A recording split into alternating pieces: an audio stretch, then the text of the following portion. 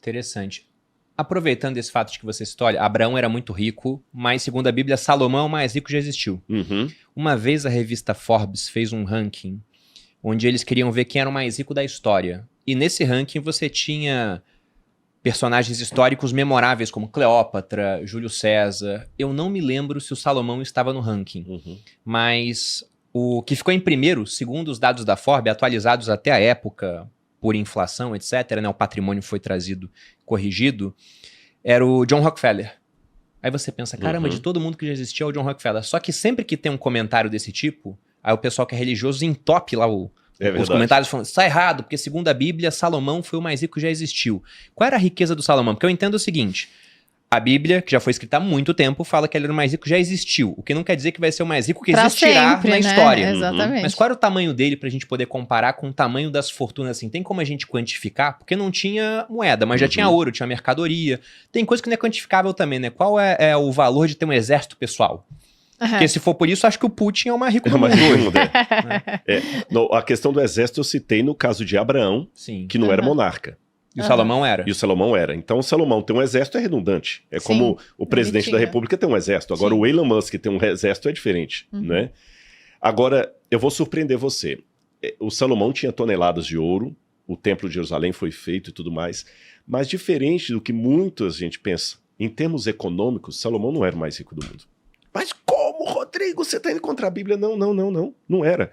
Arqueologicamente falando, só para você ter uma noção, o Templo de Jerusalém, que Salomão construiu, era lindo mesmo, ouro e tudo mais, mas se eu comparar o Templo de Jerusalém, por exemplo, com o Templo egípcio de Karnak, o Templo de Jerusalém era 1/20 do tamanho do Templo de Karnak. 1/20. Como é que podia ser o maior do mundo? Sim. Jerusalém, a capital do Império Unificado de Israel, que Salomão foi rei, Jerusalém era 1/12 do tamanho da citadela da cidade de Nínive. Nínive, só a citadela, só a parte do rei ali. Era 1/12, era 12 vezes maior do que Jerusalém. Como é que pode ser o mais rico do mundo?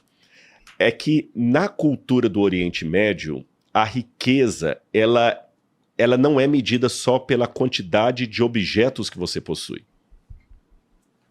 Você entendeu? Sim. Mas por várias coisas. Salomão, ele tinha agregado a si vários elementos que outros não tinham. Ele tinha sabedoria, riqueza, reino, fartura de filhos, fartura de dias.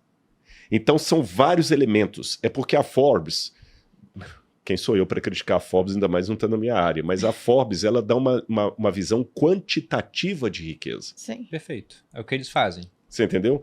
Agora, só que isso pode ser... Você tá em depressão, mas tem R$1 a mais que o cara que ele é casado, tem vários filhos, é super feliz. Tem mais dinheiro. Ele é mais rico que você. Exatamente. Então, assim, tem coisas que são relativas. Por exemplo, às vezes eu tenho um aluno que ele é crânio. Ele é crânio. E ele tirou 7 numa prova minha. E eu tenho outro que é limítrofe. Fraquinho demais. E aquele limítrofe tirou 6. Só que eu posso fazer essa conta de outra maneira. Aquele que é crânio, ele podia ter tirado 10. Se ele tirou 7, é porque ele foi apenas a 70% do que ele poderia ir.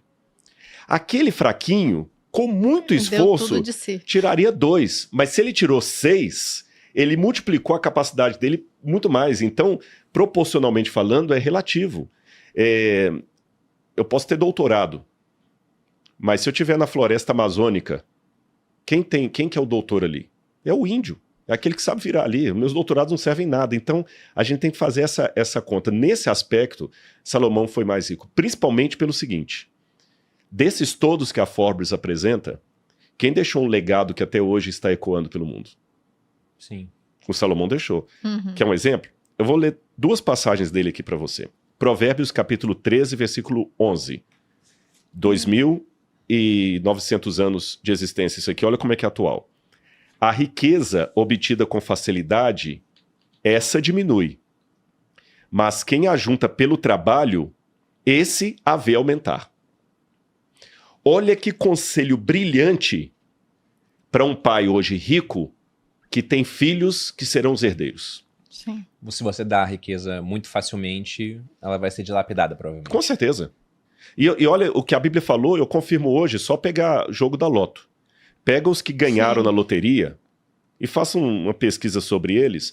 A maior parte ficou Já pior ficou do que pior. antes. Não, 80% gasta todo o dinheiro que ganhou em até 5 anos. Exatamente. Isso não é dado só do Brasil, isso é mundo. Porque Então a não é pessoa- culturalmente, aqui o Brasil não tem educação, não sei o quê. Não, é o cara da Inglaterra que ele ganha e em 5 anos ele gasta tudo e volta à condição que ele tinha anteriormente ou até pior. Por isso Porque que ele você acha vê. que o dinheiro não era pra ser dele, né? Que Exatamente. Ele gasta até voltar a ter o mesmo dinheiro que ele tinha. só tá pronto para ou lidar com o menos. que ele sabe administrar. Quanto que ele sabe? É bem pouco. Então ele vai gastar tudo até que sobe só pouco. Uhum. Então, por exemplo, o pai tá com o filho aqui, olha, o que ajunta pelo trabalho esse vê aumentar. Então o pai, ao invés de morrer e dar tantos milhões para cada um, não, filho, você vai trabalhar já aqui. Você quer? É uma empresa da família, ou se não, eu vou te dar a sua parte em vida aqui, vou te ajudar a multiplicar esse dinheiro. Outra passagem aqui, Provérbios capítulo 21, verso 5. Diz assim: os planos de quem é esforçado conduzem à fartura, mas a pressa excessiva leva à pobreza. A pressa excessiva leva à pobreza. Quer dizer, a ganância é demais, né? Ganância Igual é hoje demais. em dia o pessoal tá aí na internet tentando ganhar dinheiro fácil. Exatamente, ele quer em 3 meses virar bilionário. Uhum. Olha que interessante como é que a Bíblia vai trazendo esse tipo de situação e vai mostrando como é que a riqueza ela tem que estar a meu favor e não eu a favor dela. É um princípio tremendo isso aqui. E Salomão vai com muitas outras coisas. Então, eu repito, Salomão, você pega os princípios dele, por isso que o Tiago ficou admirado, e só para o pessoal de casa entender, quando o Tiago foi ler Salomão, Tiago era ateu. Não era um cara crente que estava na escola dominical, escola sabatina, no catecismo da igreja. Eu falei, não, ele era ateu. Peraí, tem isso aqui que o Brunet falou com ele, vai lá e encontra. Eu falei, não é possível. Você sabe que o Max Gehlinger, lembra? Sim. Está sumido, nunca mais eu vi. Ele tinha sempre um horário na rádio que ele falava, né? E eu tenho um áudio, eu guardo esse áudio no meu computador até hoje, com muito carinho, porque o Max Gehlinger ele falava assim, eu vou dizer agora para os ouvintes algumas técnicas de investimento financeiro ele fala um nome qualquer lá, vou inventar o nome aqui, James Johnson.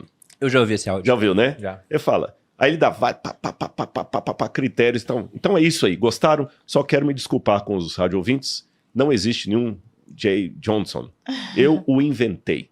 Esses conselhos que eu dei para vocês, eu extraí de um livro sagrado, a Bíblia, escrito há mais de 2000 anos. Mas se eu falasse isso desde o início, talvez vocês não iam se interessar em ouvir. Então você vê a atualidade disso aqui. Tem muitas coisas fantásticas que você vai pegando aqui. Eclesiastes 5, vou ler mais uma passagem de Salomão aqui e a gente pode continuar para frente. Sim. Eclesiastes 5, verso 10. Olha essa norma do dinheiro aqui. Quem ama o dinheiro Tá aqui também. jamais se fartará de dinheiro. Quem ama a abundância nunca ficará satisfeito com o que ganha. Olha que interessante. Quem ama o dinheiro jamais se fartará de dinheiro. Quem ama a abundância jamais ficará satisfeito com o que ganha. Isso também é vaidade. Vocês sabem que o Prêmio Nobel de Filosofia, de Economia,